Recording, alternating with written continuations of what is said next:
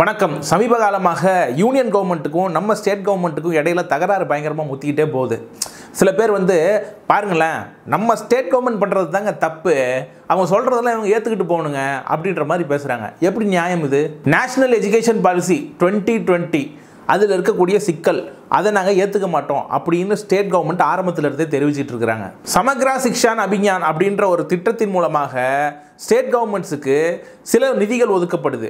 அந்த மாதிரி நம்ம தமிழ்நாடு கவர்மெண்ட்டுக்கு ஒதுக்கப்பட்ட நிதியை நம்ம கேட்குறோம், 2000 கோடி வரலையே அப்படின்ட்டு. அது ஒரு பத்திரிகையாளர் போயிட்டு யூனியன் மினிஸ்டர் தர்மேந்திர பிரதான் கிட்ட கேட்குறப்போ அவர் என்ன பதில் சொன்னார்? They have to accept the national education policy. புதிய கல்விக் கொள்கையை அவங்க ஏற்றுக்கிறது இல்லை, அதுதானே சிக்கல். அதை ஏற்றுக்கிட்டா நாங்கள் இந்த பணத்தை கொடுத்துட்றோம் அப்படின்றது தானே அதுக்கு அர்த்தம். கேட்டா it is rule of the law. So till they accept a new education policy, you will not release. It is rule of the law. எந்த சட்டம் நீங்க சொல்ற இந்த கண்டிஷனுக்குலாம் ஒத்துக்கிட்டா தான் இந்த பணம் உங்களுக்கு கிடைக்கும் அப்படின்னு சொல்லுது. அப்போ இந்த தமிழ்நாட்டில் இருக்கிற இந்த மாணவர்கள் இவங்களாம் பாதிக்கப்படுவாங்க இல்லையா? அவங்களுடைய நலனுக்காகவாவது இந்த ஃபண்டை ரிலீஸ் பண்ணலாமே. Accept the NEP with some political compulsion and motivation, they are backing out. It is their fault. National education policy 2020 ஏற்றுக்க மாட்டோம் அப்படின்றதுக்கு ஸ்டேட் கவர்மெண்ட் சில காரணங்கள்லாம் சொல்றாங்க. அது பொலிட்டிக்கலி மோட்டிவேட்டட். ஆனால் இந்த பணத்தை நீங்கள் கொடுக்க மாட்டீங்க, இந்த கண்டிஷனுக்குலாம் ஒத்துக்கலனா, நேஷனல் எஜுகேஷன் பாலிசியை இம்ப்ளிமெண்ட் பண்ணலைன்னா இந்த பணத்தை கொடுக்க மாட்டோம் அப்படின்னு சொன்ன இவங்க கிட்ட பொலிட்டிக்கலி மோட்டிவேட்டட் ஸ்டாண்ட் இல்லையா? Why they will not accept? Because they have a political motivation. எவ்வளவு அப்புறம் நீங்க பாவப்பட்ட ஜீவன்கள் இவங்களை போய் தப்பா நினைச்சிட்டீங்களே அப்படின்னு சொல்ற அளவுக்கு நமக்கு கண்ணீர் வடியுது.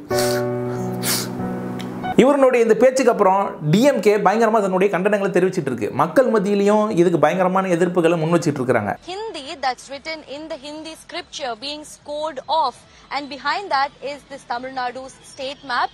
This poster being stuck across the state of Tamil Nadu. In fact, at this point we are reporting very close to DMK's office in Anna Salai. ஆனா பிஜேபி பயங்கரமா திமுக அட்டாக் பண்ணணும் இதை வச்சு அப்படின்னு களத்தில் இறங்கியிருக்காங்க, இன்க்ளூடிங் அண்ணாமலை.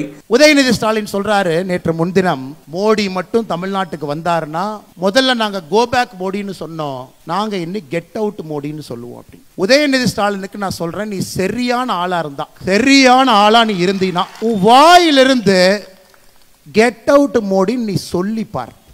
மோடி மட்டும் தமிழ்நாட்டுக்கு வந்தாருன்னா முதல்ல நாங்க கோ பேக் மோடின்னு சொன்னோம், நாங்க இன்னும் கெட் அவுட் மோடின்னு சொல்லுவோம். கெட் அவுட் மோடின்னு சொல்லுவோம். கெட் அவுட் மோடின்னு சொல்லுவோம். கெட் அவுட் மோடின்னு சொல்லுவோம். Get out Modi, get out Modi, வெளிய போடா மோடி, வெளிய போடா மோடி, வெளிய போடா மோடி, கெட் அவுட் மோடின்னு சொல்லுவோம். Get out Modi, get out மோடின்னு சொல்லுவோம். வெளிய போடா மோடின்னு சொல்லுவோம். சும்மா இருப்பா, அவன் ஒரு தடவை தான் சொன்னா ஊரெல்லாம் போஸ்ட் அடிச்சு ஒட்டுவான் போல இருக்கப்பா. அப்புறம் பிஜேபி சப்போர்ட்டர்ஸ்னு சில பேர், அப்புறம் பிஜேபி சைட்லைனர்ஸ்னு ஒரு பெரிய குரூப் இருக்குது. ஆக்டிவாக பிஜேபியில் இருக்க மாட்டாங்க, பட் தே ஆர் சைட்லைனர்ஸ். பிஜேபி மாதிரி பேசுவாங்க, ஆனால் பிஜேபி கிடையாது அப்படிம்பாங்க.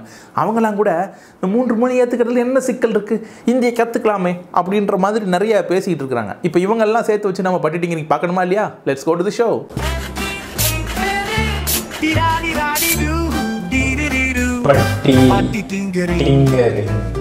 இப்போ இந்த சிக்கல் நமக்கு மட்டும்தானா, வேற யாருக்கும் இல்லையா அப்படின்னா அப்படிலாம் கிடையாது. கேரளாவில் கடந்த ஆண்டு செய்தியெல்லாம் படிச்சிருந்தீங்கன்னா தெரிஞ்சிருக்கும், அவங்களுக்கும் இதே காரணத்தை முன்வைத்து இந்த ஃபண்டை நிறுத்திக்கிறாங்க. அப்போ இதெல்லாம் என்னத்தை காட்டுது அப்படின்னா, இந்தியாவினுடைய ஃபெடரல் ஸ்ட்ரக்சர் இருக்குல்ல, அதை உடைக்கிறதுக்கு இவங்க தயாராக இருக்காங்க. அதாவது கூட்டாட்சின்னு ஒரு விஷயம் இருக்குது. இப்போது ஃபார் எக்ஸாம்பிள் சில உரிமைகள்லாம் ஸ்டேட்டுக்கிட்ட இருக்கும், சில உரிமைகள்லாம் யூனியன் கிட்ட இருக்கும். இப்போது அந்த மாதிரி நிறைய உரிமைகள் இருக்கலாம். ஆனால் எஜுகேஷன் எந்த லிஸ்ட்டில் இருக்குது அப்படின்னு பார்த்தீங்கன்னா கன்கரண்ட் லிஸ்ட்டில் இருக்குது. அதாவது அந்த உரிமைகள் ஸ்டேட்டுக்கும் இருக்குது, யூனியனுக்கும் இருக்குது. அப்போ அதன்படி நடந்துக்கணுமா இல்லையா? இப்போ எங்களுக்கு நேஷனல் எஜுகேஷன் பாலிசி 2020 சில விஷயங்கள் சரி வரலை அப்படின்னு சொல்கிற உரிமை நமக்கு இருக்கா இல்லையா?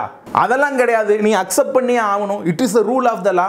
It is rule of the law. அதாவது சட்டத்துக்காக பீப்புள் கிடையாது, பீப்புளுக்காக தான் சட்டம். இந்த விஷயம் எதுவுமே தெரியாமல் பக்கமாக பேசிகிட்டு இருக்குது ஒரு ஆடு. அதுக்கு என்ன, எந்த நிமிஷம் வேணாலும் தன்னை பதவியிலிருந்து தூக்கிடுவாங்க அப்படின்ற பயத்தில் தன்னுடைய இருப்பை காமிச்சுக்கிட்டே இருக்கணும். மீடியா நம்மளை சுற்றி அப்படியே மொச்சிக்கிட்டே இருக்கணும். அதனால சவுக்கால் அடிச்சுக்கிறது, குட்டிக்கரணை போடுறது, பல்ட்டி அடிக்கிறது, இந்த மாதிரி வித்தைகள்லாம் செய்கிற மாதிரி இதுவும் ஒரு விதமான ஒரு ஸ்டண்ட். சொன்ன சொல் தவற மாட்டான் இந்த கோட்டை சாமி. தலைகீழாத்தான் குதிக்க போகிறேன். இப்போ இதுங்கெல்லாம் என்ன சொல்லுதுங்க அப்படின்னா, இது ஹிந்தி இம்போசிஷன் கிடையாது. முதல்ல நேஷனல் எஜுகேஷன் பாலிசி 2020 நம்ம ஏன் விமர்சிக்கிறோம்? வெறும் ஹிந்தி திணிப்பு இருக்கு அப்படின்ற ஒரே ரீசன்னாலயா அப்படின்னு கேட்டீங்கன்னா அதெல்லாம் கிடையாது. பேசிக்கலி NEP 2020ல நிறைய சிக்கல்கள் இருக்கு. இடைநிற்றல் டிராப் அவுட்ஸ் அதிகமாக இருக்கிறதுக்கான வாய்ப்புகள் இருக்கு. ஏன்னா அந்த பாலிசி மேக்கிங்லேயே அதை அப்படி தான் வச்சிருக்காங்க.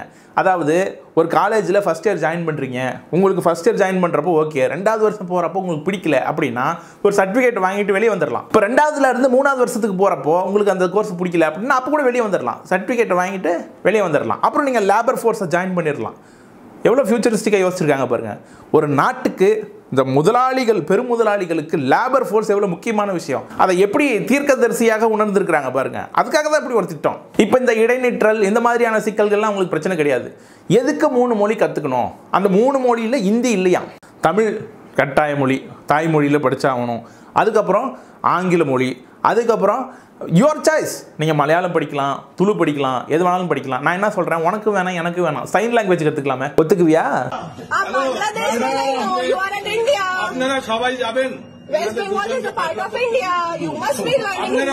அதாவது இட் இஸ் யுவர் சாய்ஸ். நாமளே சாய்ஸ் பண்ணிக்கலாம். மத்திய பிரதேசக்காரங்கிட்ட பேசுறதுக்கும் குஜராத்காரங்கிட்ட பேசுறதுக்கும் என்னத்துக்கு ஒட்டுமொத்தமாக சைன் லாங்குவேஜ் கற்றுக்கிட்டா தேவையில்லையே, ஹிந்தியை தூக்கி ஓர வச்சிடலாமே. ராஜஸ்தான் மத்திய பிரதேசல போயிருக்கீங்களா?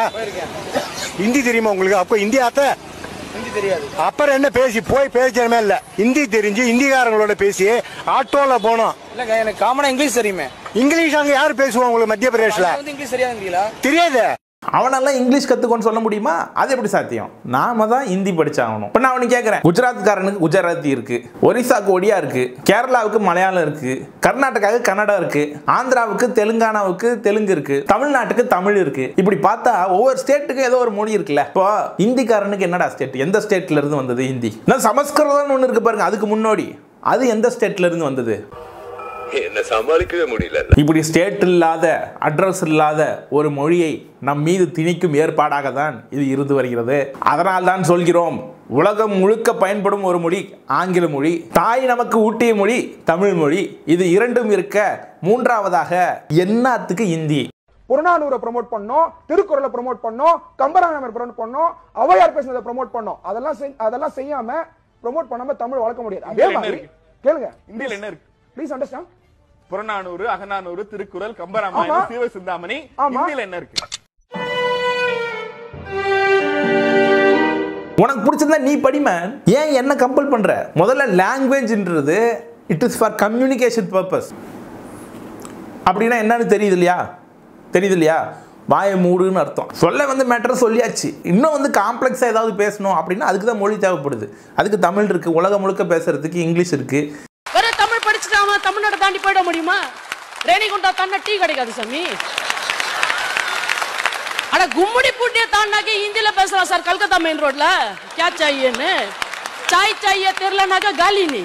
முதல்ல தமிழ் படிச்சா என்னென்னலாம் வேலை கிடைக்கும் அப்படின்னு ஒரு லிஸ்ட்டை போடலாமா? அதே மாதிரி இங்கிலீஷ் படித்தா என்னென்னலாம் வேலை கிடைக்கும் அப்படின்றது ஒரு லிஸ்ட்டை போடலாம். ஹிந்தி படிச்சிங்கன்னா நீங்கள் மத்திய பிரதேஷ் போகலாம், குஜராத் போகலாம், டெல்லிக்கு போகலாம், உத்தரப்பிரதேஷ் போகலாம், எங்கே வேணாலும் போகலாம். பட் இங்கிலீஷ் படிச்சிங்கன்னா உங்களால் கனடா, US, யூரோப் அந்த மாதிரியான இடங்களுக்கு தான் போக முடியும். அது நமக்கு செட் ஆகாது. இங்கே எது குண்டு சட்டியில் குதிரை ஓட்டுறது? English students in the house give me a A. Okay. Tamil. Okay. Hindi. வரவே இல்லை. ஹிந்தி 3 லாங்குவேஜ் பாலிசி, 3 மொழிகள் ஒரு ஸ்டூடெண்ட் கற்றுக்கிட்டே ஆகணும் அப்படின்னு அவன் மேலே வந்து வலுக்கட்டாயமாக திணிக்கிறது வந்து எந்த விதத்தில் நியாயம்? லாங்குவேஜ் அப்படின்றது நாலேஜா, அறிவா? ஃபிசிக்ஸ், கெமிஸ்ட்ரி, பயாலஜி, மேத்தமேட்டிக்ஸ் இந்த மாதிரியான விஷயங்களை ஒரு ஸ்டூடெண்ட் கற்றுக்கிட்டே ஆகணும் அப்படின்னு சொல்கிறதுல ஒரு நியாயம் இருக்குது. ஏன்னா அவன் எங்கே போனாலும் அவனுக்கு தேவையான விஷயம் இதுதான். பட் லாங்குவேஜ் அப்படி கிடையாது. ஒரு ஸ்டேட்லேருந்து இன்னொரு ஸ்டேட்டுக்கு போயிட்டோம்னா அங்கே வேற மாதிரி இருக்கும். கேரளா போயிட்டா அங்கே வேற, கர்நாடகா போயிட்டுனா அங்கே வேற. அங்கேயும் வந்து இந்திய எதிர்ப்பு இருக்குது. அவங்களும் நிறைய விதத்தில் இதுக்கு எதிர்ப்பு தெரிவிச்சிட்டு இருக்காங்க.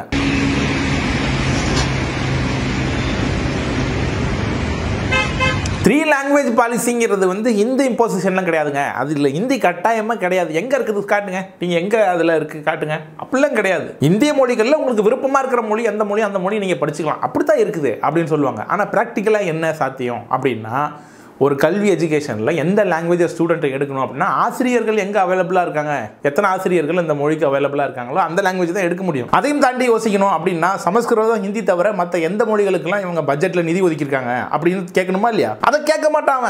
I don't know a word of Sanskrit. I don't know a single word of Hindi. I don't know a single word of Hindi. अभी SDPI के साथ गठबंधन है. PFI का पॉलिटिकल नाम SDPI के साथ ADMK का गठबंधन है. I don't know a single word of Hindi. இங்கே வந்து கம்பு சுற்றிட்டு இருப்பான். அது இந்த இம்போசிஷன் கிடையாதுங்க அப்படின்னு ஒரு இடத்துல வந்து பேசுவான். இன்னொரு இடத்துல வந்து ஏன் ஹிந்தி கற்றுக்கிட்டா என்ன பிரச்சனை, இப்போ ஒரு கன்னடக்காரங்கிட்ட எப்படி கன்னடத்தில் பேசி ஆகணும்ல அப்படின்னு கேட்பான். ಒಂದು ಮೊಸರನ್ನ ಬೇಕು ಮಾಡಿ ಅಣ್ಣ मेरे को 2 गिलास टी चाहिए, थोड़ा सा कम शुगर चाहिए ಮಾಡಿ ಅಣ್ಣ ಎಡಿ ಏನ போடுங்க. சாப்பிடணும்னே பார்டரை தாண்டா சாப்பிடணும் தலைவா, போர்டை படிக்கணும் தலைவா. இன்னும் ஒரு சில அதிமேதாவிகள் இருக்கு. அவங்கள என்ன சொல்றாங்க, ஒரு பானிபூரி கடைக்காரங்கிட்ட எப்படி நீங்க பானிபூரி கேட்பீங்க? நீங்க பானிபூரி விக்கிறான்ல, சிம்பிள் எக்ஸாம்பிள், பானிபூரி விக்கிறான், நம்ம அவன்கிட்ட போய் என்ன கேட்கறோம்? பானிபூரி வேணும்னு கேட்போம். வேணும்னு எப்படி கேட்போம்? வேணும்னு சொல்வீங்களா? கண்டிப்பா. 2 प्लेट दे दो. அவ்வளவுதான் ரொம்ப ஈஸி ஹிந்தி. இப்போ ஒரு பிளேட் பானிபூரி எப்படி கேட்கறது? 1 प्लेट பானிபூரி दे दो. 1 प्लेट பானிபூரி दे दो. Say 3 times now bro. 1 plate panipuri दे दो. Still don't mean I'm gonna go. 1 plate panipuri दे दो. Language cops take it slow. When you go talk to somebody who's selling a pani puri, the first thing that comes to you is 2 plate दे दो. அவன்கிட்ட போய் ஹிந்தி தெரியாது போடான்னு சொல்லி பாருங்க. ரொம்ப பயங்கரமான ஆளா இருப்பாரோ. ரேணிகுண்டா தன்ன டீ கிடைக்காது சாமி. எப்ப பார்த்தாலும் சோறு சோறு சோறு. சாப்பிடணும்னே பார்டரை தாண்டா சாப்பிடணும் தலைவா. எஸ்ஐ சார், ஐயோ இங்க பாருங்க சார், ஒரே பைத்தியங்களா இருக்கு சார். எந்த மொழியும் படிக்கவே கூடாது அப்படின்ற மாதிரியான கட்டாயத்தை நம்ம எதுவும் ஏற்படுத்தவே கிடையாது. ஆனால் கண்டிப்பாக 3 மொழிகள் படித்தே ஆக வேண்டும் அப்படின்ற கட்டாயத்தை அவங்க ஏற்படுத்துகிறாங்க. இங்கே கம்பல்ஷன் வந்து யார் பண்ணுறது அப்படின்றது புரிஞ்சுக்கிட்டீங்கன்னா நீங்கள் கெத்து, இல்லை அப்படின்னா நீங்கள் வெட்டு. இப்போ இந்த நியூ எஜுகேஷன் பாலிசி மும்மொழி கொள்கையை நீங்கள் ஏற்றுக்கிறீங்க அப்படின்னா பாஜகவுக்கு வாக்களிங்க. இல்லைனா அவங்களுடைய சகோதரர்கள் இருப்பாங்க பாருங்க, வேறு கட்சியில் வேறு பேரில் கள்ள தொடர்பில் இருப்பாங்க பாருங்க, அவங்களுக்கு வாக்களிங்க. இல்லை அப்படின்னா தீவிரமாக இந்த மாதிரியான மும்மொழி கொள்கையை எதிர்க்கக்கூடிய சில ஆட்கள் கூட இருங்க, அவங்களுக்கு ஓட்டு போடுங்க. எதை நீங்கள் பண்ணுவீங்க அப்படின்றது நீங்கள் தான் முடிவு பண்ண போகிறீங்க. அதுலேயும் கம்பல்ஷன் கிடையாது. ஆனாலும் இன்டர்நெட்டில் வந்து பாருங்கள் இதுதான் எல்லாரும் பேசுகிறாங்க அப்படின்ற மாதிரி சில பேர் வந்து பாவலா காட்டிகிட்டு இருக்கிறாங்க. தயவுசெய்து இன்டர்நெட்டில் நிலவக்கூடிய விஷயங்கள், இன்டர்நெட்டில் பேசப்படக்கூடிய விஷயங்கள் அதிகமாக கமெண்ட் இப்படி தான் பண்ணியிருக்காங்க அப்படின்றத நம்பி நீங்கள் ஏமாறாதீங்க. இதெல்லாம் குஜராத்லேயே அவனுங்க வந்து பண்ணி காமிச்சது முன்னாடியே, 10 வருஷத்துக்கு முன்னாடியே. மல்டிபிள் டிவைசஸை வச்சுக்கிட்டு, மல்டிபிள் அக்கௌண்ட்டை வச்சுக்கிட்டு நிறையா கமெண்ட் வர மாதிரி, நிறையா ட்வீட் போடுற மாதிரி பில்டப்லாம் காட்டுவானுங்க. இதெல்லாம் அங்கே வேணால் வடக்கம் வேணால் வேலைக்கு ஆகும், இங்கே வேலைக்கு ஆகாது. ஏன்னா ரியாலிட்டின்னு ஒன்று இருக்குது. சர்ஃபேஸ் லெவலில் இங்கே இன்டர்நெட்டில் நீ உட்காந்து ஃபேஸ்புக்லேயோ இல்லை இன்ஸ்டாகிராம்லேயோ உட்காந்து நீ கமெண்ட் பண்ணிகிட்டு இருக்கிற. ஆனால் மக்கள் இங்கே வேறு மாதிரி இருக்காங்க. அவனே செருப்படி வாங்கிட்டு போகிற எல்லா முட்டா பயிலையும் சேர்த்து தான் சொல்கிறேன். இவ்வளோ பேசுகிற இந்த ஆட்டுக்குட்டி ஏங்க இத்தனாயிரம் மாணவர்கள் பாதிக்கப்படுற மாதிரி உங்களுடைய பொலிட்டிக்கல் பிரச்சனைகளுக்காக இந்த நிதி நிப்பாட்டி வச்சுருக்கீங்க, கொடுத்து விடுங்க அப்புறம் பேசிக்கலாம் அப்படின்ற மாதிரி பேச வேண்டியது தானே ஆட்டுக்குட்டி. அதெல்லாம் பேசாது, வாய் இருக்காது. ஏன்னா நீயே ஒரு அடிமை, உன்னையே பாவம்னு இந்த பதவியில் உட்கார வச்சுக்கிறாங்க. எப்போ தூக்குவாங்களோன்ற பயத்தில் இந்த மாதிரி பில்டப் காமிச்சுன்னுக்கிற. சீக்கிரம் உனக்கு இவங்க டாட்டா காட்டுற காலம் வரும், அதை நாங்கள் பார்க்குறதுக்கு ஆவலோடு காத்துட்டு இருக்கிறோம். இந்த ஷோ உங்களுக்கு பிடிச்சிருந்தா லைக் பண்ணுங்கள், ஷேர் பண்ணுங்கள், கமெண்ட் பண்ணுங்கள், சப்ஸ்கிரைப் பண்ணுங்கள். அடுத்த தடவை வேற ஒரு கண்டென்ட்டோட உங்களை சந்திக்கிறேன். அதுவரை உங்களிடமிருந்து விடைபெற்றுக் கொள்வது அரவிந்த் அன்பழகன். பட்டிடிங்கரிங்